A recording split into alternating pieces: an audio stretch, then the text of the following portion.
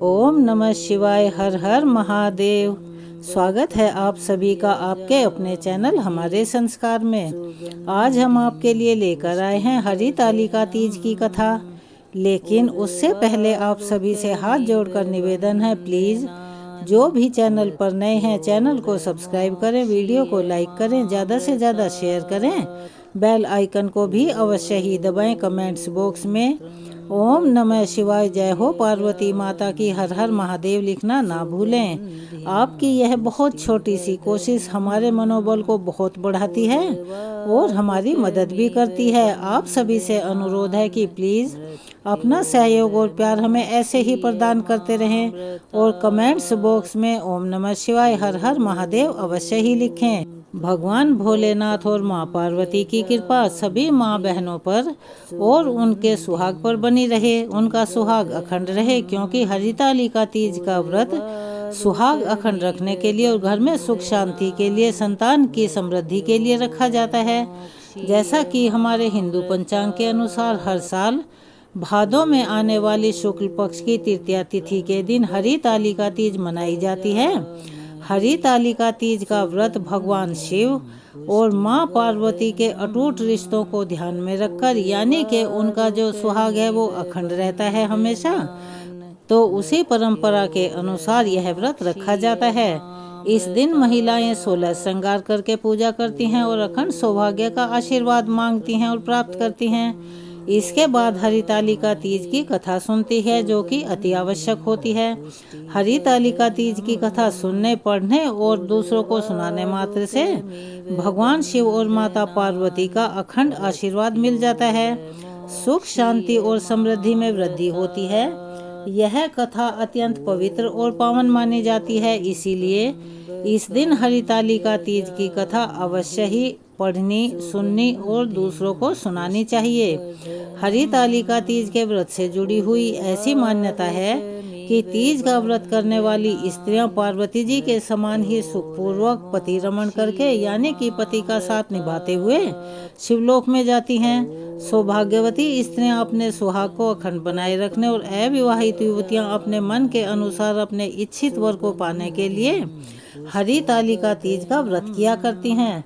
तो चलिए अब हम आप सब मिलकर भगवान शिव और माँ पार्वती के श्री चरणों का ध्यान करते हुए, उनकी मूर्ति को अपने मन में बसाते हुए और उसका दर्शन करते हुए भगवान शिव की स्तुति करके कथा का आरंभ करते हैं। जिनके दिव्य केशों पर आँख के पुष्पों की माला शोभा देती है और जिन भगवान शंकर के मस्तक पर चंद्र और गले में मुंडों की माला पड़ी हुई है, जो माता पार्वती दिव्य वस्त्रों से और भगवान शंकर दिगंबर वेश धारण किए हैं, उन पार्वती पति शंकर और भवानी शंकर को मैं नमस्कार करती हूँ। एक बार कैलाश पर्वत के सुंदर शिखर पर माता पार्वती जी ने महादेव जी से सादर पूछा कि हे महेश्वर, मुझे आप वह गुप्त से गुप्त बातें भी बतलाइए जो सभी के लिए सरल और महान फल देने वाली मानी गई हैं। हे नाथ, यदि आप मुझ पर प्रसन्न हैं तो आप मुझे दर्शन दें। और हे जगन्नाथ, आप आदि मध्य और अंत रहित हैं, आपकी माया का कोई आर पार नहीं है। आपको मैंने किस भांति प्राप्त किया था? कौन से व्रत तप या दान के पुण्य फल से आप मुझको पति रूप में मिले थे? तब महादेव जी कहने लगे, हे देवी, मैं आपके सामने उस व्रत के बारे में कह रहा हूँ जो कि परम गुप्त है।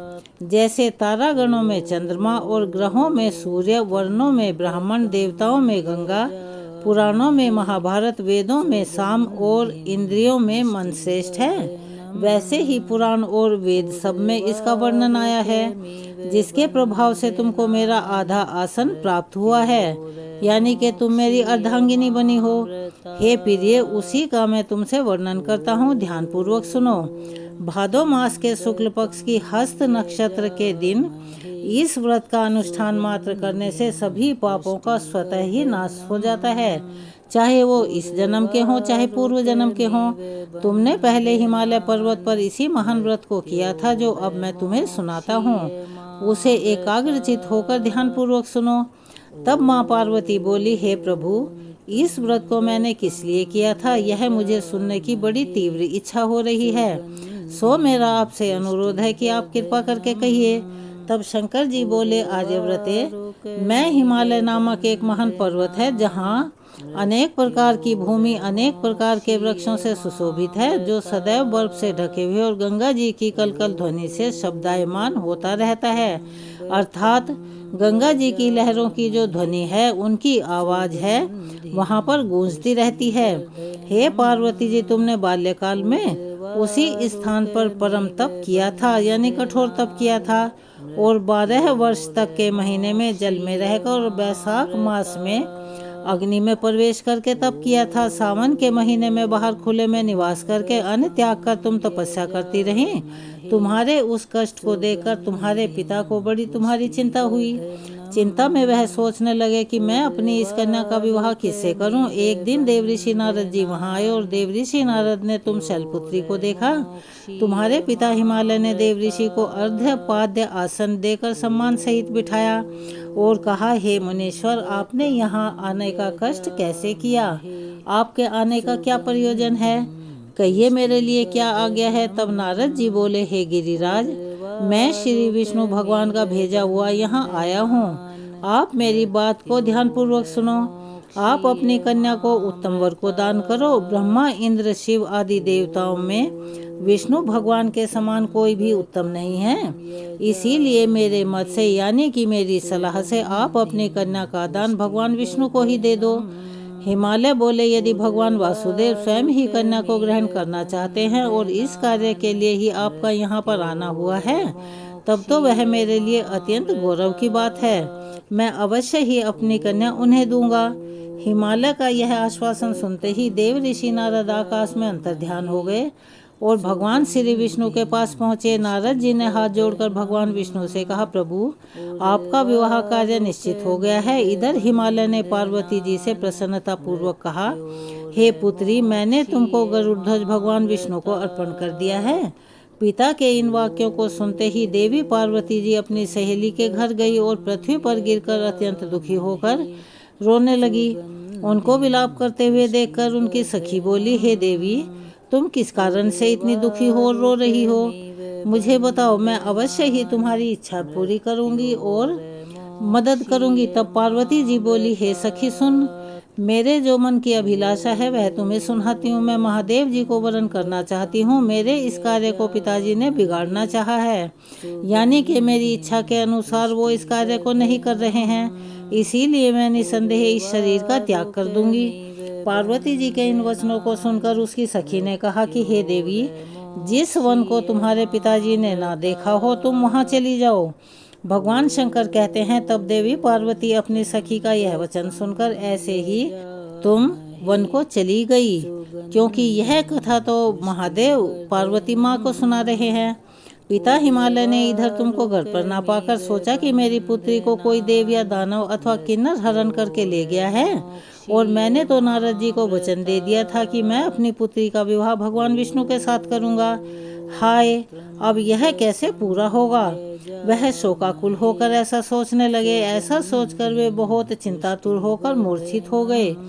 तब सब लोग हाहाकार करते हुए दौड़े और मूर्छा दूर होने पर गिरिराज से बोले कि हमें आप अपनी मूर्छा का कारण बताइए। तब हिमालय बोले, मेरे दुख का कारण यह है कि मेरी रत्न रूपी कन्या को कोई हरण करके ले गया है, या सांप ने उसे काट लिया है, या किसी शेर ने या सिंह ने मार डाला है। वह ना जाने कहाँ चली गई है, या उसे किसी राक्षस ने मार डाला है। इस प्रकार कहकर गिरिराज दुखी होकर ऐसे कांपने लगे जैसे तेज वायु के चलते हुए कोई वृक्ष कांपता है। इसके बाद हे पार्वती, तुम्हें गिरिराज साथियों सहित घने जंगल में ढूंढने निकले। तुम भी सखी के साथ भयानक जंगल में घूमती हुई एक वन में और एक नदी के तट पर गुफा में पहुंच गई। उस गुफा में तुम अपनी सखी के साथ प्रवेश कर गई, जहां तुम अन्न जल का त्याग करके बालू का लिंग बनाकर मेरी आराधना करती रही। उस समय पर भादो मास की हस्त नक्षत्र युक्त तृतीया के दिन तुमने मेरा विधि विधान से पूजन किया और रात्रि को गीत गायन करते हुए, यानी कि जागरण करते हुए और कीर्तन करते हुए, तुम्हारे उस महाव्रत के प्रभाव से मेरा आसन डोलने लगा। मैं उसी स्थान पर आ गया जहां तुम और तुम्हारी सखी दोनों थे। मैंने आकर तुमसे कहा, हे वीरानने, मैं तुमसे प्रसन्न हूँ, तुम मुझसे कोई भी वरदान मांगो। तब तुमने कहा कि हे देव, यदि आप मुझ पर प्रसन्न हैं तो आप महादेव जी ही मेरे पति हों। तब मैं तथास्तु कहकर कैलाश पर्वत पर वापस चला गया और तुमने प्रभात होते ही मेरी उस बालू की प्रतिमा को नदी में विसर्जित कर दिया। हे शुभे, तुमने वहां अपनी सखी सहित व्रत का पालन किया। इतने में तुम्हारे पिता हेमवान गिरिराज भी तुम्हें ढूंढते ढूंढते उसी घने वन में आ पहुंचे।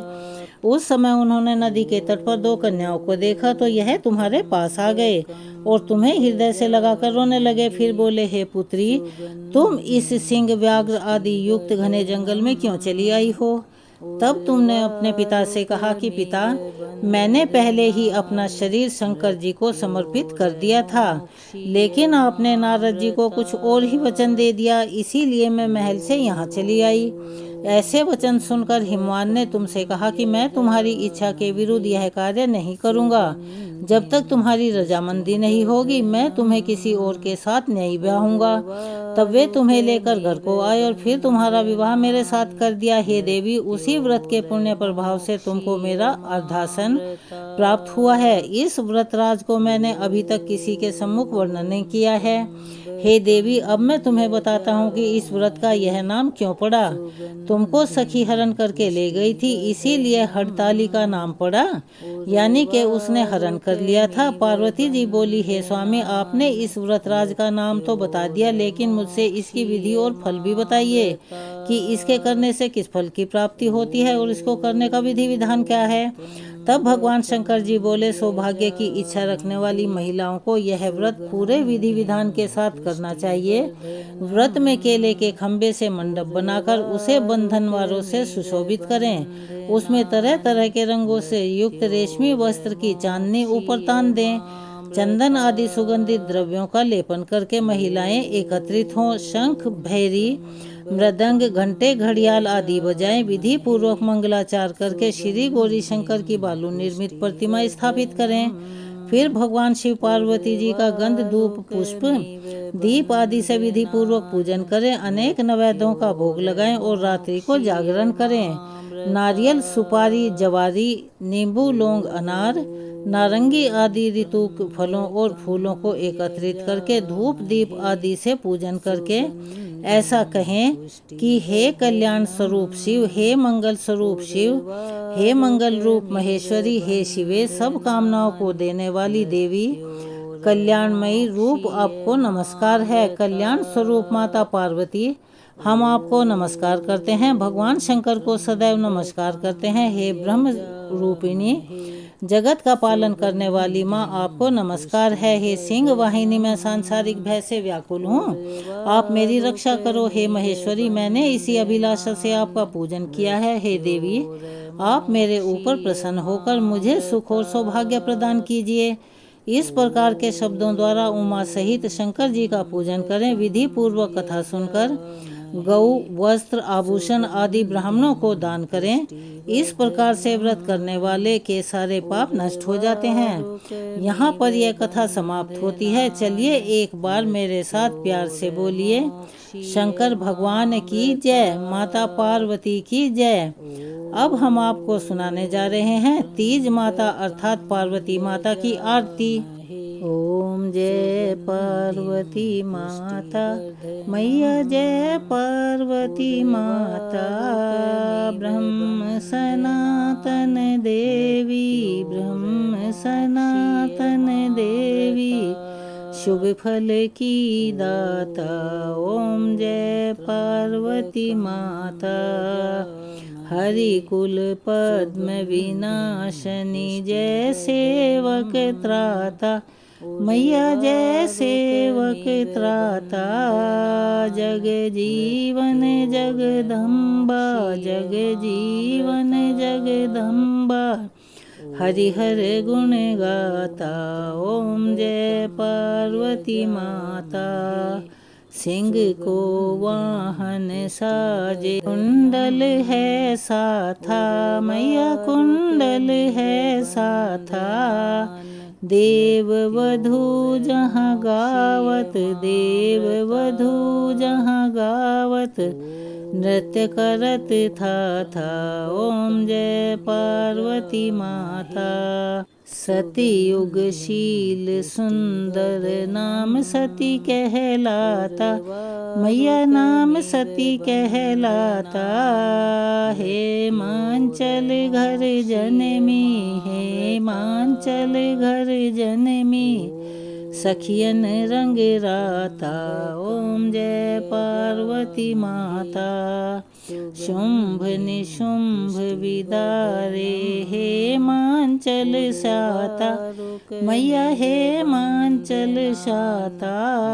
सहस्त्र भुजा तनुधारी के, सहस्त्र भुजा तनुधारी के, चक्र लियो हाथा।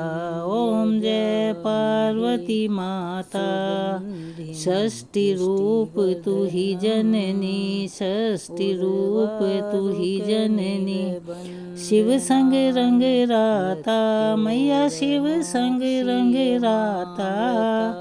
नंदी भृंगी बिन लाही, नंदी भृंगी बिन लाही, सारा मद माता। ओम जय पार्वती माता।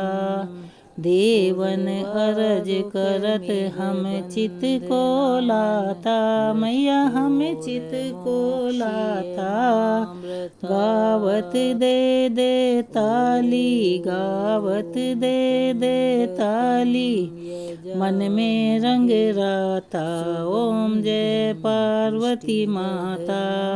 श्री प्रताप आरती मैया की, जो कोई नर गाता, मैया जो कोई नर गाता, सुखी रहता वो सदा, सुखी रहता वो सदा, सुख संपत्ति पाता। ओम जय पार्वती माता। जय पार्वती माता, मैया जय पार्वती माता। ब्रह्म सनातन देवी, ब्रह्म सनातन देवी, शुभ फल की दाता। ओम जय पार्वती माता। पार्वती माँ की आरती यहाँ संपूर्ण होती है। जैसा कि इस कहानी में हमने पहले भी बताया है कि इस दिन भगवान शंकर और माँ पार्वती दोनों की पूजा होती है। इसीलिए कथा सुनने के बाद भोले भंडारी की आरती करना भी अति आवश्यक है, अन्यथा व्रत और कथा दोनों अधूरे माने जाते हैं। तो चलिए हम साथ मिलकर करते हैं भगवान भोलेनाथ की आरती। ओम जय शिव ओंकारा, स्वामी हर शिव ओंकारा। ब्रह्मा विष्णु सदा शिव, ब्रह्मा विष्णु सदा शिव, अर्धांगी धारा। ओम जय शिव ओंकारा। एकानन चतुरानन पंचानन राजे, बोले पंचानन राजे। हंसासन गरुड़ासन, हंसासन गरुड़ासन, वृषवाहन साजे। ओम जय शिव ओंकारा। दो भुज चार चतुर्भुज, दस भुज अति सोहे, स्वामी दस भुज अति सोहे, बोले दस भुज अति सोहे। त्रिगुण रूप निरखता, त्रिभुवन रूप निरखता, त्रिभुवन जन मोहे। ओम जय शिव ओंकारा। अक्षमाला वनमाला मुंडमाला धारी, बोले मुंडमाला धारी। चंदन मृग मद सोहे, चंदन मृग मद सोहे, भोले शुभकारी। ओम जय शिव ओंकारा। श्वेतांबर पीतांबर बाघांबर अंगे, बोले बाघांबर अंगे। सनकादिक भूतादिक, सनकादिक भूतादिक, प्रेतादिक संगे। ओम जय शिव ओंकारा। कर के बीच कमंडल चक्र त्रिशूल धरता, भोले चक्र त्रिशूल धरता। सुख करता दुख हरता, जग पालन करता ओम जय शिव ओंकारा। ब्रह्मा विष्णु सदा शिव जानत अविवेका, भोले जानत अविवेका। प्रणवाक्षर के मध्य, प्रणवाक्षर के मध्य ये तीनों एका ओम जय शिव ओंकारा। त्रिगुण स्वामी जी की आरती जो कोई नर गावे, भोले प्रेम सहित गावे। कहत शिवानंद स्वामी भजत हरिहर स्वामी, सुख संपत्ति पावे ओम जय शिव ओंकारा। ओम जय शिव ओंकारा, स्वामी हर शिव ओंकारा। ब्रह्मा विष्णु सदा शिव, ब्रह्मा विष्णु सदा शिव।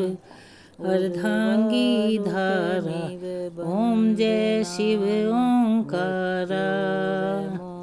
यहाँ पर भोले भगवान की आरती संपूर्ण होती है। चलिए एक बार मेरे साथ प्यार से बोलिए ओम नमः शिवाय, हर हर महादेव।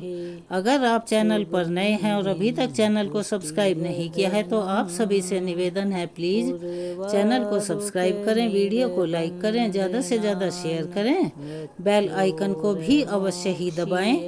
कमेंट्स बॉक्स में ओम नमः शिवाय हर हर महादेव अवश्य ही लिखें। अपना प्यार और सहयोग हमें ऐसे ही प्रदान करते रहें। धन्यवाद।